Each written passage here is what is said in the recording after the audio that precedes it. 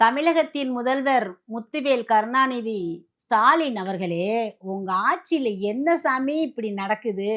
கண்ண திறந்தா காலையில எழுந்த உடனே பச்சிளம் குழந்தைகள்ல இருந்து, மாணவிகள்ல இருந்து 70, 80 வயசுக்கு மேற்பட்ட முதியவர்கள் வரையும் பாலியல் தொல்ல, பாலியல் வன்கொடுமை, பலாத்காரம் பயங்கரமா நடக்குது. பாலியல் தொல்ல பண்ணுனவனுக்கு போக்சோ சட்டம் அதுன்னு தூக்கி போட்டா போதுமா? அவன் அனுபவிக்கிறான். இந்த இறந்த குழந்தைகளுக்கு, குடும்பத்துக்கு அவங்களோட இந்த ஆட்சியில அதுக்கு என்ன இதுவரை என்ன நீங்க முடிவு எடுத்திருக்கீங்க?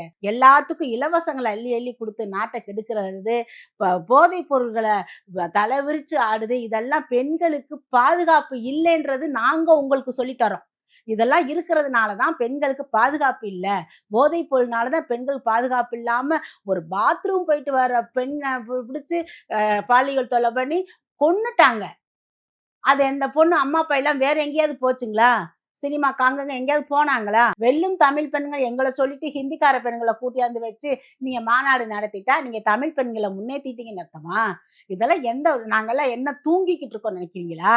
பாலியல் வன்கொடுமை உங்க ஆட்சியில தல விரிச்சு ஆடுது. தயவு செய்து இந்த ஆட்சி நடத்த நமக்கு தகுதி இல்லை. நீங்களா ஒரு முடிவெடுத்து வீட்டுக்கு போயிருங்க.